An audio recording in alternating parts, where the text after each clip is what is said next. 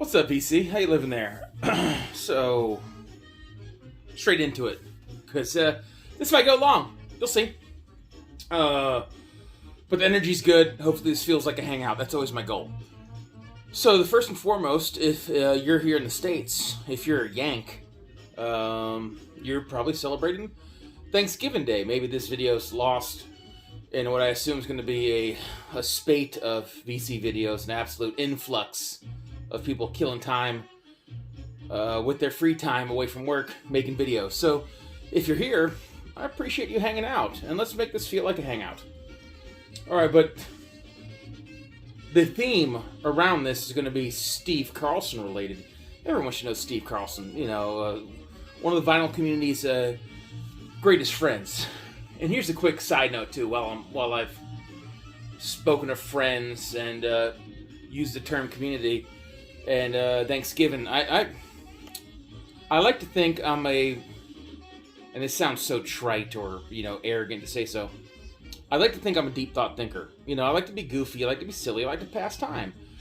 But, you know, I ponder the heavier things in life, and, you know, I'm a reflective individual, and I think it's necessary to think about what's good in life and to truly give thanks on Thanksgiving, regardless if you get that to a higher power or for your own self-appreciation through reflection or whatever. That being said, I know some people are dismissive of it over the years and can kind of mock it, and the vinyl community is what they want it to be. But let me tell you, there is a sense of community. I know that first and foremost from my accident to Steve Carlson's flood, to people rallying around individuals through other tragedy in their lives. I truly do believe that there is a community within the vinyl community.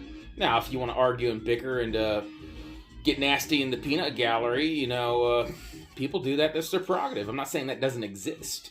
You know, I'm not saying that there isn't heavy opinions and constant arguing for no reason. But that's neither here nor there. 2 minutes in, let's get after it. Back to Steve Carlson. So this is the way I'm going to put a pretty bow on this. Some time ago, Steve Carlson sent me VCLT. Now, life's been hectic as I'm getting my ducks back in a row.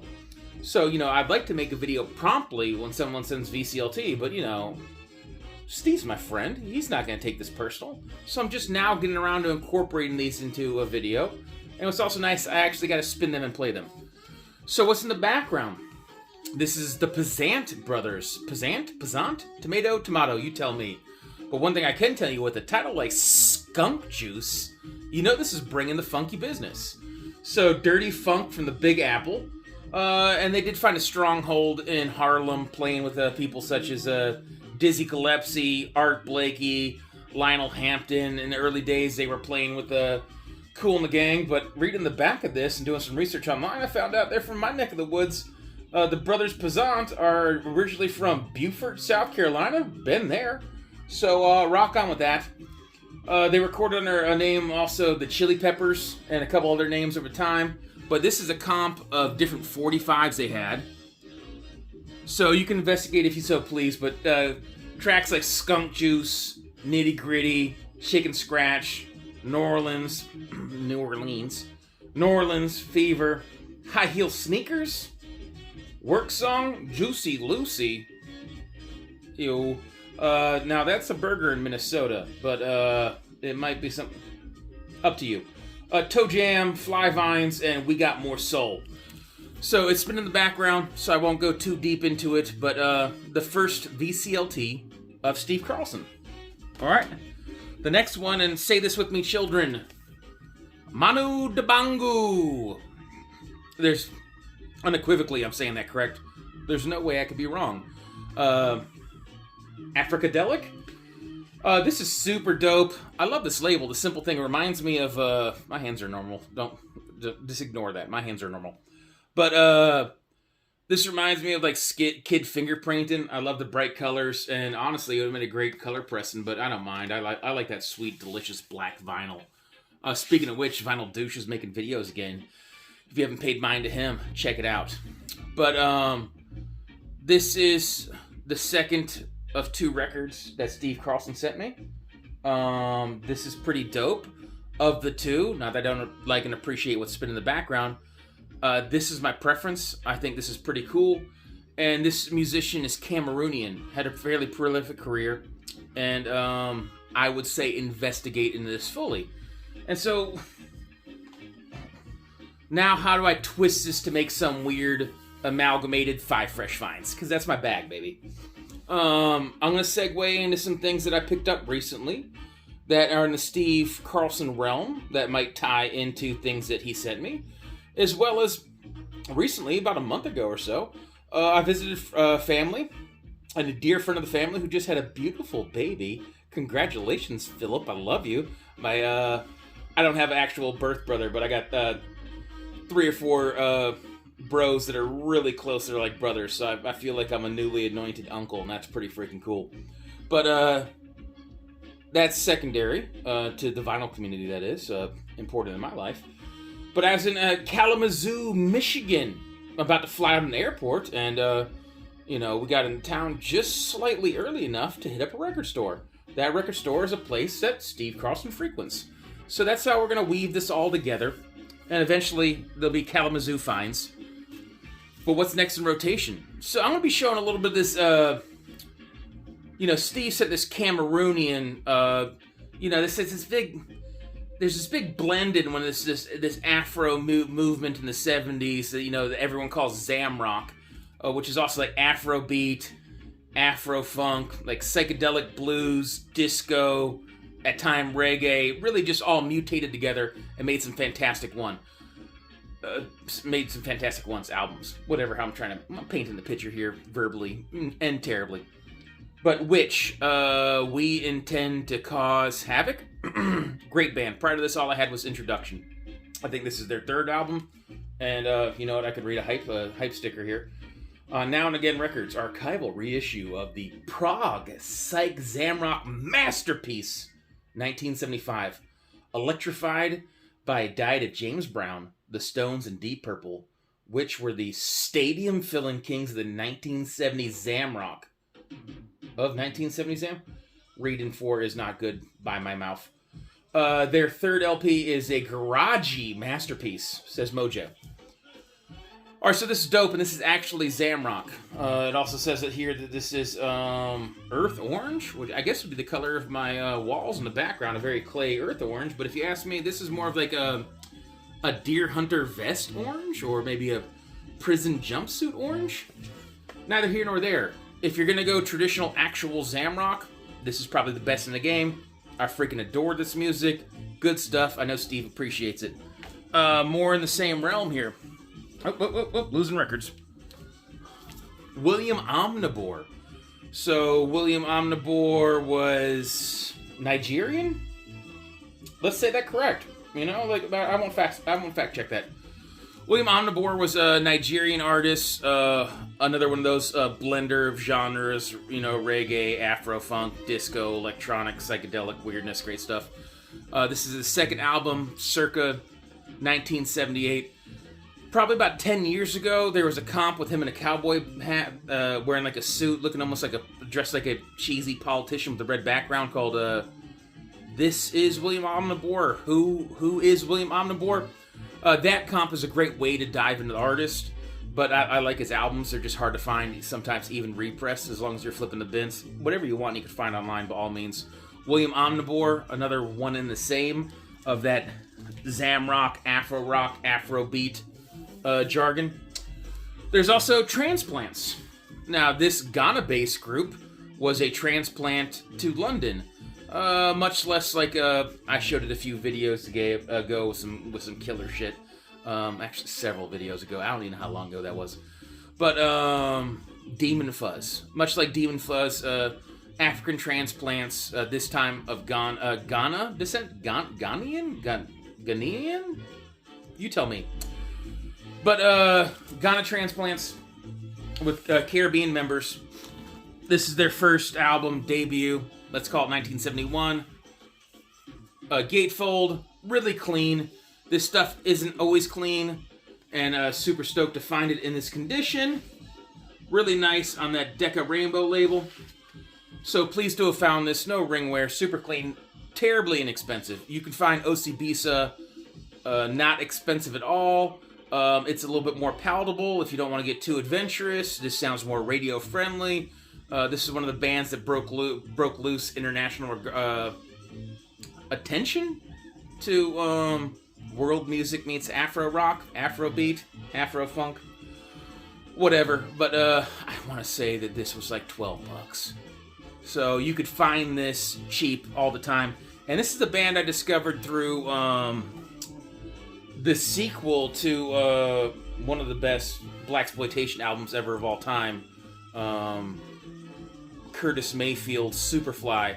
The sequel being Superfly TNT. That's how I discovered Osibisa. And now this album is 1973, the same year of that said soundtrack, that spoken soundtrack.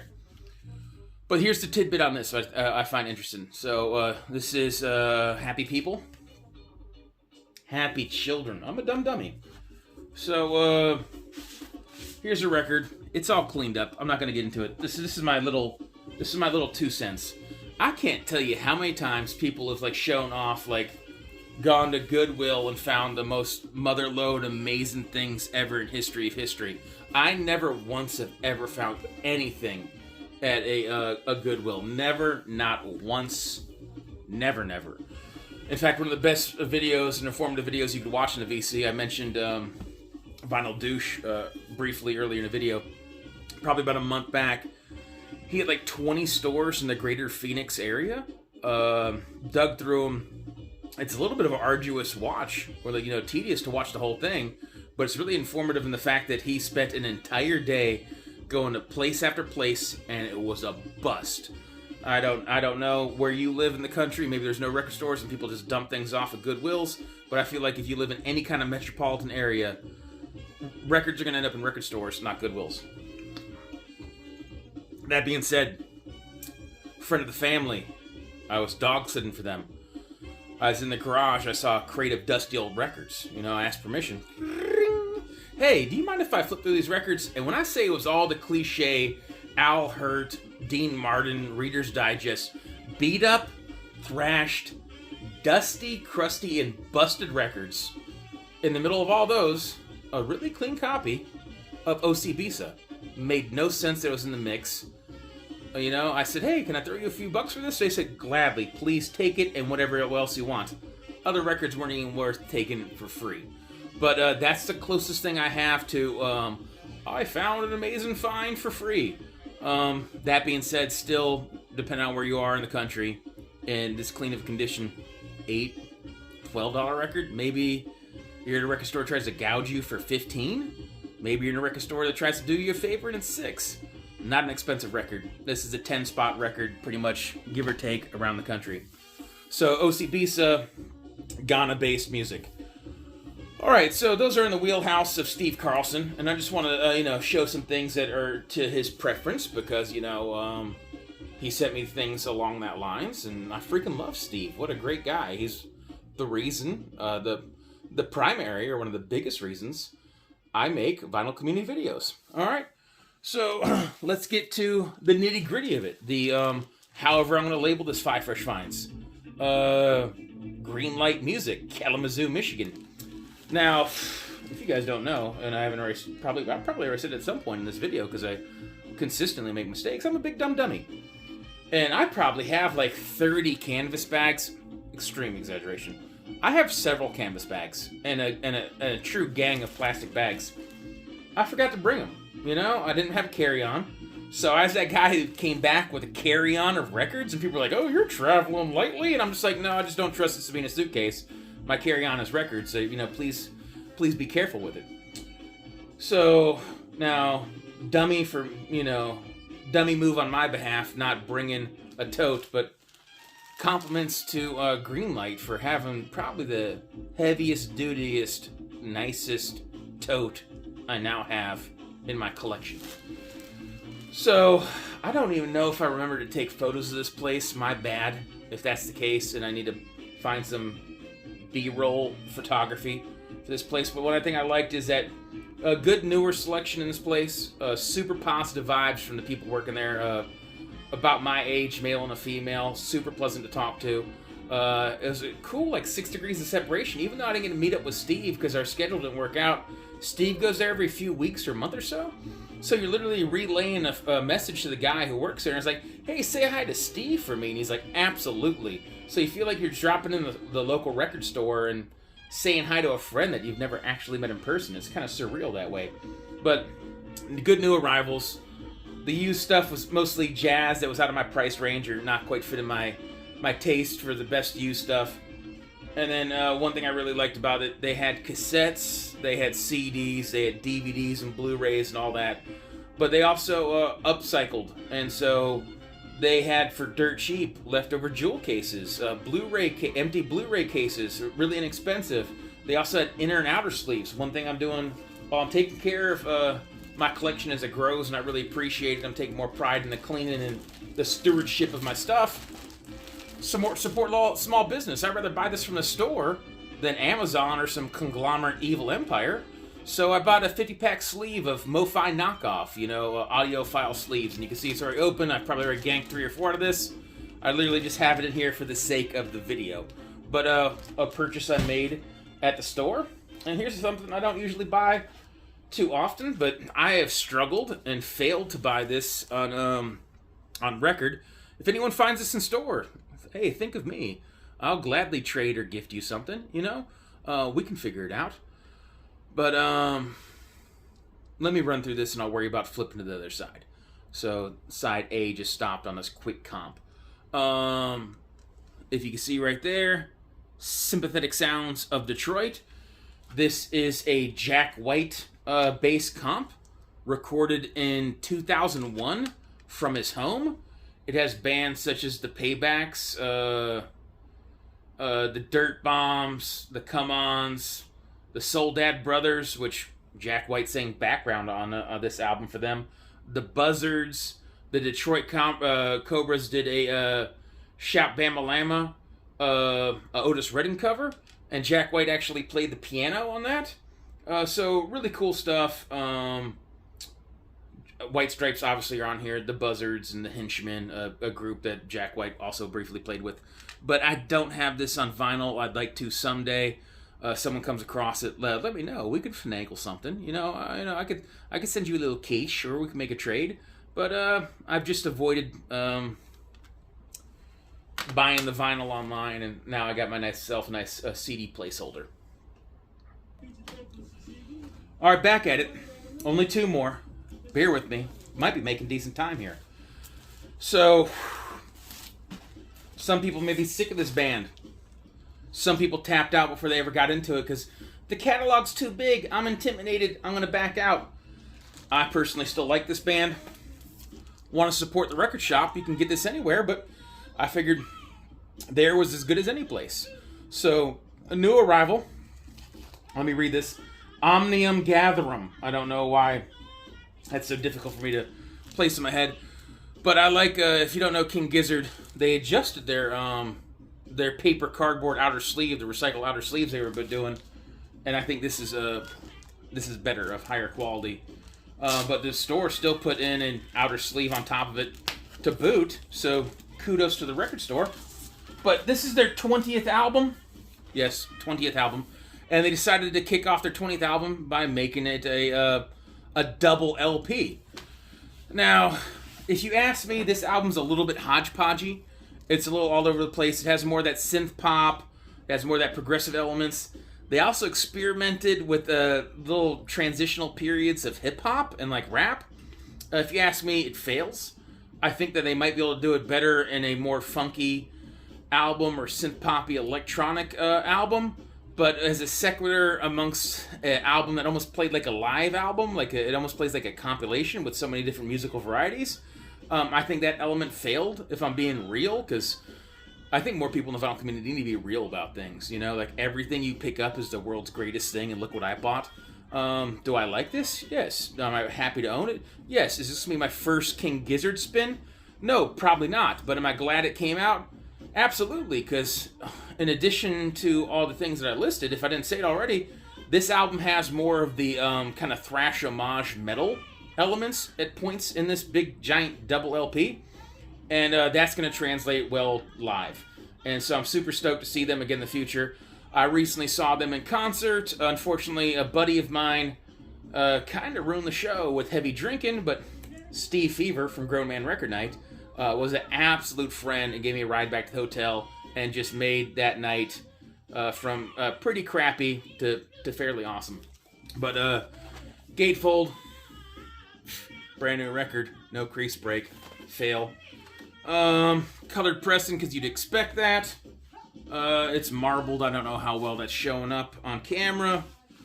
A different shade of green, more marbling because why not? And then custom inner sleeve with artwork and photography and words. So they gave it the full treatment. I was going to pick this up sooner or later, so I figured why not support a small business while I was in Kalamazoo, Michigan. And that was a new record, and like I say, I wasn't blown away by the used, just by happenstance the day I was there, but I did happen to find a used record. This is super cool. FUZZ. FUZZ 2. Now, FUZZ is a side project of the ever-prolific and probably equally intimidating to to King Gizzard and Lizard Wizard Ty Segall, a man of many bands, multiple side projects, this being one of them. This is their second of 3 albums. If I were to recommend FUZZ, I'd say start with the first, maybe end with the second. If you're really gung-ho on FUZZ and you really love Ty Segall, I would say buy FUZZ 3. But more so, if you're diving into Ty Segall, FUZZ 1 and 2 is a better place to start, and then his solo albums or his Ty Segall titled albums would be better to dive into. But stoner rock meets kind of vintage hard and heavy rock and roll, if you can't tell, FUZZ. As impressive as the front is, boring black back. Crease break! Now that's what I'm talking about on a used record, a decade old. No colored pressing here. If I can get this stuff out. Plain black wax. That's not even actually in the inner sleeve. So shenanigans on that. Tomfoolery. Pictures of the band. I'll tidy this up in a little bit. But I'm going to make a conscious effort to go ahead and cut this off. Thanks if you actually hung out this long. I know, Lord knows, if you make a 7-minute video or a 27-minute video, it doesn't matter. People are only watching 13%. So I just plan on hanging out, having fun, shooting the breeze. By all means, drop a comment, man. Like I say, I'm thankful for the vinyl community. I'm thankful for interaction. I'm thankful for people engaging with me. Lord knows I don't, describe things well. Speaking of descriptions, as to absolutely destroy the chance of making this a 20-minute video, I was reading someone describe the FUZZ 2 album as lugubrious. So if you know what lugubrious is, then pay mind that album's potentially lugubrious. But if you don't know what it is, I guess more credit to you, because that word's archaic and that's unnecessary, and that's certainly not how I describe music. Neither here nor there. Happy Thanksgiving to all my friends in the VC. Thanks for being a friend. Thanks for chilling. Rock on. Peace.